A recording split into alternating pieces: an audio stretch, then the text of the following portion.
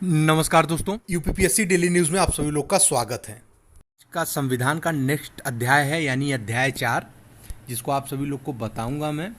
वो है संसदीय व्यवस्था। संविधान का अगला अध्याय 4 है संसदीय व्यवस्था, जिसको हम लोग अभी डिटेल में देखेंगे। ये थोड़ा सा लंबा है और जो भी है आप सभी लोग के सामने है। एक कॉपी पेन लेकर के इसका नोट्स आप सभी लोग स्वयं भी तैयार करें, जिससे आने वाले एग्जाम के टाइम में आप एक बार अपने नोट्स को रिवाइज कर लेंगे तो आप सभी लोग के लिए बहुत ही फायदेमंद रहेगा। तो चलिए आज से शुरू करते हैं इस टॉपिक को, और इसके पूरे टॉपिक को होने के बाद जो संविधान का है ये विषय पूरा होने के बाद आप सभी लोगों को प्रैक्टिस सेट्स दे दिए जाएंगे। आज भी निःशुल्क है, कल भी निःशुल्क रहेगा, आने वाले समय में भी निःशुल्क रहेगा। तो चलिए दोस्तों शुरू करते हैं आज का अध्याय संसदीय व्यवस्था। तो संसदीय व्यवस्था हम लोग शुरू करेंगे, उसके पहले हम लोग थोड़ा सा हल्का सा संसद के बारे में जान लेते हैं कि क्या है कैसे है। थोड़ा सा इसके बारे में जानते हैं, भारतीय संसद के बारे में। भारत की संसद अथवा पार्लियामेंट भारत देश की विधान पालिका का सर्वोच्च निकाय है। यह द्विसदनीय व्यवस्था है। भारतीय संसद में राष्ट्रपति तथा 2 सदन लोकसभा लोगों का सदन है और राज्यसभा राज्यों की परिषद होते हैं। राष्ट्रपति के पास संसद के दोनों में से किसी भी सदन को बुलाने या स्थगित करने अथवा लोकसभा को भंग करने की शक्ति प्रदान है। भारतीय संसद का संचालन संसद भवन में होता है, जो कि नई दिल्ली में उपस्थित है। राज्यसभा को उच्च सदन एवं लोकसभा को निम्न सदन कहा जाता है, परंतु यह केवल व्यवहार में कहा जाता है, क्योंकि भारतीय संविधान में कहीं भी लोकसभा के लिए निम्न सदन एवं राज्यसभा के लिए उच्च सदन का प्रयोग शब्द का प्रयोग नहीं किया गया है। ये एक इम्पॉर्टेंट लाइन थी जो आप सभी लोग को बताना बहुत जरूरी था।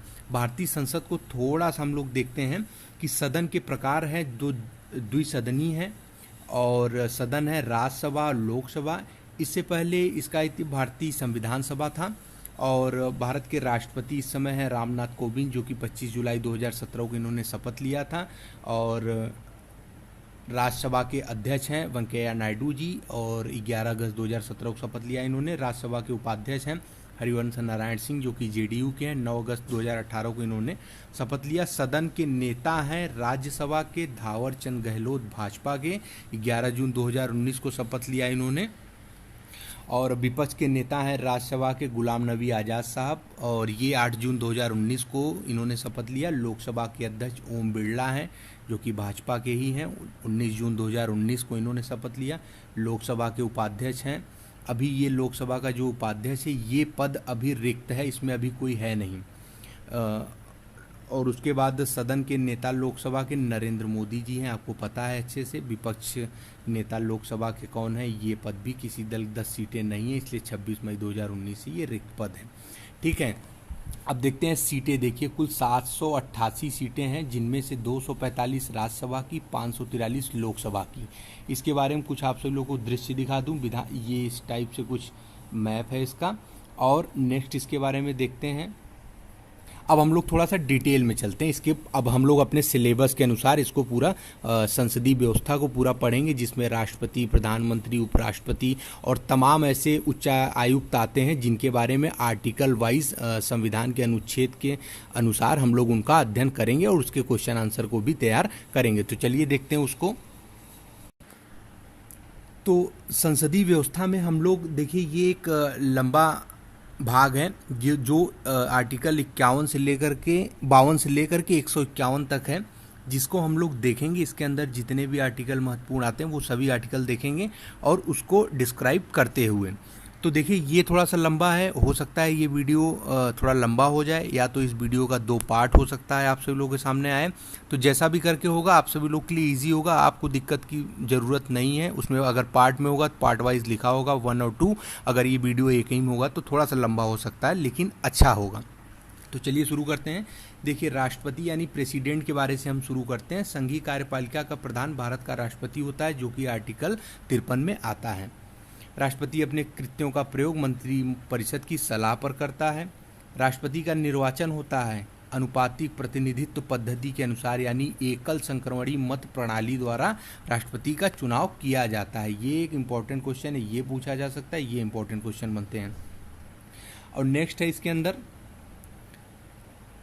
इसी प्रकार के निर्वाचन मंडल में शामिल हैं संसद के दोनों सदनों के निर्वाचित सदस्य और राज्य विधानसभाओं के निर्वाचित सदस्य, जो कि हैं दिल्ली एवं पांडुचेरी के। ये राष्ट्रपति के चुनाव पर सीधे भाग लेते हैं और राष्ट्रपति पद के उम्मीदवार की आवश्यकता के रूप होना चाहिए भारत का वो नागरिक हो, कम से कम 35 वर्ष की आयु हो। कई बार क्वेश्चन पूछ देता है कि राष्ट्रपति की चुनाव लड़ने के लिए आयु कितनी होनी चाहिए, और लोकसभा के सदस्य चुने जाने की योग्यता धारण करने वाला हो। नेक्स्ट है, संसद या राज्य विधानमंडल के किसी सदस्य को राष्ट्रपति के पद हेतु चुन लिए जाने पर उसे पद ग्रहण की तिथि से ही सदन की सदस्यता छोड़नी पड़ती है। इसमें से भी क्वेश्चन बनता है, कोई व्यक्ति राष्ट्रपति के पद हेतु निर्वाचित हो सकता है एक से अधिक बार। ये भी क्वेश्चन इंपॉर्टेंट बनता है। राष्ट्रपति के चुनाव संबंधित किसी विवाद का निपटारा भारत का सर्वोच्च न्यायालय करता है। राष्ट्रपति के, देखिए, राष्ट्रपति एक ऐसा कॉलम है संविधान का जिससे आप सभी लोग के most of the question polity से उठाए जाते हैं, जिसको आप सभी लोग को ये समझ लीजिए कि जितने भी मैं लाइन पढ़ रहा हूँ, जितने भी लाइन आप सभी लोग को बता रहा हूँ, आप सभी लोग नोट कर रहे हैं, वो सारे लाइन अपने आप में एक इंपॉर्टेंट क्वेश्चन ही हैं, ठीक है। तो मैं सिर्फ लाइन पढ़ रहा हूँ, इंपॉर्टेंट क्वेश्चनों को थोड़ा सा अंडरलाइन करूँगा, आप सभी लोग समझ जाइएगा। राष्ट्रपति का कार्यकाल है अपने पद ग्रहण की तिथि से 5 वर्ष तक। राष्ट्रपति को हटाया जा सकता है संसद द्वारा लाए गए महाभियोग के आधार पर, जो कि अनुच्छेद 61 के तहत होता है। राष्ट्रपति अपना त्यागपत्र देता है उपराष्ट्रपति को। राष्ट्रपति का महाभियोग होता है संसद के किसी भी सदन से शुरू किया जा सकता है। राष्ट्रपति पर महाभियोग कब लगता है? संविधान का अतिक्रमण किए जाने की दशा में 14 दिन पूर्व राष्ट्रपति को नोटिस दी जाती है कि उनके ऊपर महाभियोग लगने वाला है, और नोटिस पर संसद की कुल सदस्य संख्या कम से कम 1/4 होनी चाहिए, जिन 1/4 सदस्यों का हस्ताक्षर होना चाहिए। महाभियोग प्रस्ताव पारित हो सकता है किसी सदन के कुल सदस्य संख्या के 2/3 बहुमत से। राष्ट्रपति को शपथ कौन दिलाता है? उच्चतम न्यायालय के मुख्य न्यायाधीश द्वारा, संविधान और विधि के संरक्षण, प्रतिरक्षण और परीक्षण के द्वारा। राष्ट्रपति के पद की रिक्तता की स्थिति में क्या होगा माहौल? कार्य का निर्वहन उपराष्ट्रपति के द्वारा किया जाएगा। उपराष्ट्रपति का पद भी अगर रिक्त रहे तो इस स्थिति में कार्य का निर्वहन भारत के मुख्य न्यायाधीश यानी सुप्रीम कोर्ट का जो जज होगा वो करेगा। मुख्य न्यायाधीश की अनुपस्थिति में उच्चतम न्यायालय के वरिष्ठतम न्यायाधीश राष्ट्रपति के पद की रिक्त स्थान की पूर्ति करेगा। अब नेक्स्ट है, कार्यवाहक राष्ट्रपति के रूप में कार्य करने वाले व्यक्ति को राष्ट्रपति की समस्त शक्तियां एवं वेतन भत्ते विशेषाधिकार प्राप्त हो जाते हैं।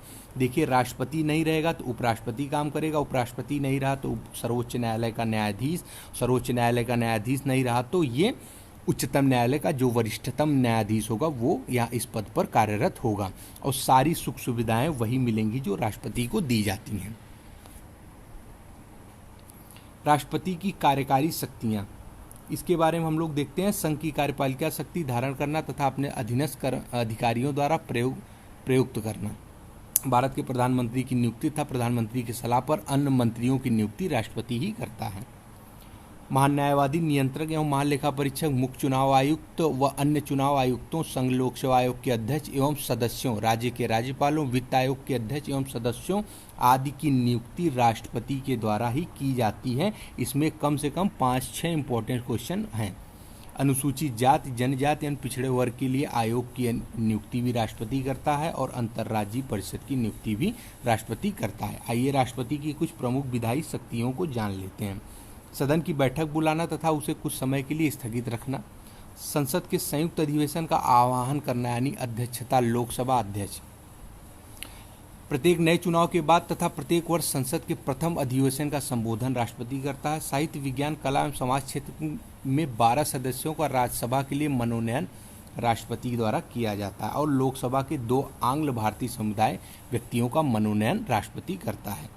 संसद द्वारा पारित किसी विधेयक पर राष्ट्रपति की क्या स्थिति रह सकती है? विधेयक को अपनी स्वीकृति दे सकता है, अपनी स्वीकृति सुरक्षित रख सकता है, यदि वह धन विधेयक नहीं है तो पुनर्विचार के लिए लौटा भी सकता है। नेक्स्ट लाइन जान लेते हैं। संसद के 17वां की अवधि में अध्यादेश जारी कर सकता है। इस प्रकार के अध्यादेशों को संसद की पुनः बैठक 6 सप्ताह के अंदर संसद का अनुमोदन करना आवश्यक होता है। कई यानी कंप्ट्रोलर एंड ऑडिटर जनरल, वित्त आयोग, संघ लोक सेवा आयोग व अन्य की रिपोर्ट संसद के समक्ष रखता है राष्ट्रपति। चुनाव आयोग के परामर्श पर संसद सदस्यों की निर्भरता के प्रश्न पर निर्णय करता है।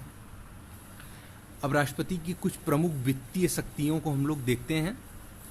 देखिए, धन विधेयक पर पूर्वानुमानित देता है संसद के प्रस्तुत किए जाने से पहले ही, और वार्षिक वित्तीय विवरण बजट को संसद के समक्ष रखता भी है। अनुदान की मांग पर सिफारिश भी देता है। केंद्र और राज्य के मध्य राजस्व के बंटवारे के लिए प्रत्येक 5 वर्ष के बाद एक वित्त आयोग का गठन भी राष्ट्रपति करता है। राष्ट्रपति की प्रमुख न्यायिक शक्तियाँ इस प्रकार हैं। उच्चतम न्यायालय के मुख्य न्यायाधीश और उच्चतम तथा उच्च न्यायालय के न्यायाधीशों की नियुक्ति। किसी विधि तथा तथ्य पर उच्चतम न्यायालय को सलाह ले सकता है। किसी अपराध के लिए दोषी व्यक्ति के लिए दंडादेश को निलंबित भी कर सकता है। राष्ट्रपति की अन्य शक्तियां क्या हैं? राष्ट्रपति को 3 परिस्थितियों में आपातकाल की शक्तियां प्रदान की गई हैं। राष्ट्रीय आपातकाल, जो कि अनुच्छेद 352 में आता है। राष्ट्रपति शासन 356 अनुच्छेद 356 में आता है, और वित्तीय आपातकाल राष्ट्रपति लगा सकता है, जो कि अनुच्छेद 360 के अंतर्गत आता है। नेक्स्ट है, भारत की तरफ से समस्त अंतर्राष्ट्रीय समझौते एवं संधियां राष्ट्रपति के नाम पर किए जाते हैं। राष्ट्रपति भारत के सैन्य बलों का सर्वोच्च सेनापति होता है। थल जल वायु सेना के प्रमुखों की नियुक्ति भी राष्ट्रपति करता है। युद्ध की समाप्ति की घोषणा भी राष्ट्रपति करता है। राष्ट्रपति के पास संसद को पारित विधेयक के संबंध में निम्न प्रकार की वीटो शक्ति भी प्राप्त है। कौन कौन से प्रकार की वीटो शक्ति है राष्ट्रपति के पास, इसको देखते हैं। देखिए, एक है अत्यांतिक वीटो, जिसके अंतर्गत आता है संसद द्वारा पारित विधेयक को अपने पास सुरक्षित रख लेता है। दूसरा आता है निलंबनकारी वीटो, संसद द्वारा पारित विधेयक को पुनर्विचार हेतु लौटा देता है। तीसरा है पॉकेट वीटो, इसके तहत राष्ट्रपति विधेयक पर न तो कोई सहमति देता है, न स्वीकृति करता है, न ही लौटाता है, वस्तुतः विधेयक को अनिश्चित काल के लिए लंबित कर देता है। यह है राष्ट्रपति का वीटो पावर। राष्ट्रपति के बाद हम लोग देखते हैं उपराष्ट्रपति को।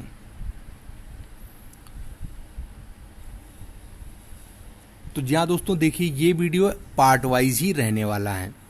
अभी आप सभी लोग उपराष्ट्रपति, फिर उसके बाद प्रधानमंत्री, फिर जो भी आएंगे इसके अंतर्गत वो सारे आप सभी लोग को पढ़ाए जाएंगे पार्ट वाइज में, और थंबनेल में भी नाम लिखा रहेगा। तो देखिए, उपराष्ट्रपति को हम लोग देख लेते हैं, वाइस प्रेसिडेंट को। उपराष्ट्रपति देश का दूसरा सर्वोच्च पद होता है। उपराष्ट्रपति राज्यसभा का पदेन सभापति होता है। उसका कार्यकाल 5 वर्षों के लिए होता है, जबकि राज्यसभा के सदस्यों का कार्यकाल 6 वर्षों के लिए होता है। राष्ट्रपति की भांति उपराष्ट्रपति का निर्वाचन भी एक निर्वाचन मंडल द्वारा किया जाता है। ज्ञातव्य हो कि इसमें राज्य विधानसभा के सदस्य भाग नहीं ले सकते हैं। उपराष्ट्रपति के चुनाव में राज्यसभा के जो विधानसभा के सदस्य हैं, राज्य विधानसभा के सदस्य भाग नहीं ले सकते हैं। अनुच्छेद 63 भारत का उपराष्ट्रपति होगा। अनुच्छेद 63 बताता है कि भारत में एक उपराष्ट्रपति होगा, और अनुच्छेद 64 कहता है उपराष्ट्रपति राज्यसभा का पदेन सभापति होगा, अन्य कोई लाभ के पद का धारण नहीं करेगा। अनुच्छेद 65 राष्ट्रपति की मृत्यु, पद त्याग या पद से हटाए जाने पर अन्य कारणों से उससे पद में हुई रिक्त की दशा में उपराष्ट्रपति राष्ट्रपति के रूप में कार्य करेगा। उपराष्ट्रपति पद की शर्तें क्या क्या होती हैं? यह संसद अथवा राज्य विधान मंडल के किसी सदन का सदस्य न हो। यदि ऐसा व्यक्ति जो संसद या राज्य विधानमंडल का सदस्य है उपराष्ट्रपति पद के लिए निर्वाचित हो जाता है, तो उपराष्ट्रपति पद ग्रहण करने की तिथि से उस सदन में उसका स्थान रिक्त समझा जाएगा, जिसका वह सदस्य व किसी के लाभ पद पर पहले रहा होगा। पदावधि क्या होती है? 5 वर्ष का इनका कार्यकाल होता है। अपना त्यागपत्र ये राष्ट्रपति को देते हैं। इसके अलावा राज्यसभा द्वारा उसे पदावधि से पूर्व भी हटाया जा सकता है। नेक्स्ट है उपराष्ट्रपति के बारे में। उपराष्ट्रपति अपने 5 वर्ष के पदावधि के पश्चात तब तक अपने पद पर बना रहता है जब तक कि उसका उत्तराधिकारी अपने पद का ग्रहण न कर ले। उपराष्ट्रपति के कार्य एवं शक्तियाँ राज्यसभा के सभापति के रूप में कार्य करता है। भारतीय उपराष्ट्रपति अमेरिका उपराष्ट्रपति की भांति ही कार्य करता है। कार्यवाहक राष्ट्रपति के रूप में भी यह कार्य करता है। उपराष्ट्रपति अधिकतम 6 माह तक कार्यवाहक राष्ट्रपति के रूप में कार्य करता है। ये क्वेश्चन इंपॉर्टेंट है। राष्ट्रपति के अनुपस्थिति में राष्ट्रपति के पुनः कार्य करने तथा उसके कर्तव्यों का निर्वहन करता है। कार्यवाहक राष्ट्रपति के रूप में कार्य करते समय वह राज्यसभा सभापति के रूप में कार्य नहीं कर सकता है। देखिए, ये एक इम्पॉर्टेंट क्वेश्चन। अगर उपराष्ट्रपति राष्ट्रपति के पद पर अगर रिक्त स्थान पर अगर वो अपना पद ग्रहण करता है तो वो राज्यसभा के सभापति के रूप में कार्य नहीं कर सकेगा और राष्ट्रपति के पद संबंधित वेतन ही प्राप्त करता रहेगा। तो ये एक इम्पॉर्टेंट आप सभी लोग समझ लीजिए। पुनर्विचार पर कोई प्रतिबंध नहीं है। शपथ है राष्ट्रपति का शपथ जो दिलाते हैं संविधान के प्रति सच्ची श्रद्धा एवं निष्ठा और कर्तव्यों का पालन। इसको हटाने की प्रक्रिया है। महाभियोग की आवश्यकता राष्ट्रपति उपराष्ट्रपति को हटाने के लिए महाभियोग की आवश्यकता नहीं होती है। राज्यसभा में संकल्प पारित करके प्रभावी बहुमत के यानी कि राज्यसभा के कुल सदस्यों का बहुमत द्वारा उपराष्ट्रपति को पद से हटाया जा सकता है, किंतु इस संबंध में उसको भी 14 दिन पूर्व सूचना देना आवश्यक है। अब देखिए नेक्स्ट टॉपिक आपका है पार्लियामेंट। इसको मैं नेक्स्ट वीडियो में यानी कि अध्याय 4 में ही, संविधान के अध्याय 4 में ही पार्लियामेंट और उसके बाद की जो टॉपिक है पार्लियामेंट में राज्यसभा लोकसभा की संरचना आदि की चीज़ों में डिस्कशन करूंगा। फिर उसके बाद नेक्स्ट होगा हमारा संसद के शस्त्र। तो जी हाँ दोस्तों, वीडियो आप सभी लोगों को अच्छा लगता हो तो अपने दोस्त यार से शेयर कर सकते हैं। आने वाले एग्ज़ाम के लिए, उनके भविष्य के लिए बहुत ही बेहतरीन समय है। सब कुछ निःशुल्क है, अच्छे से वो अपनी इस सही समय का सदुपयोग कर सकते हैं। तो जी हाँ दोस्तों, बहुत बहुत धन्यवाद।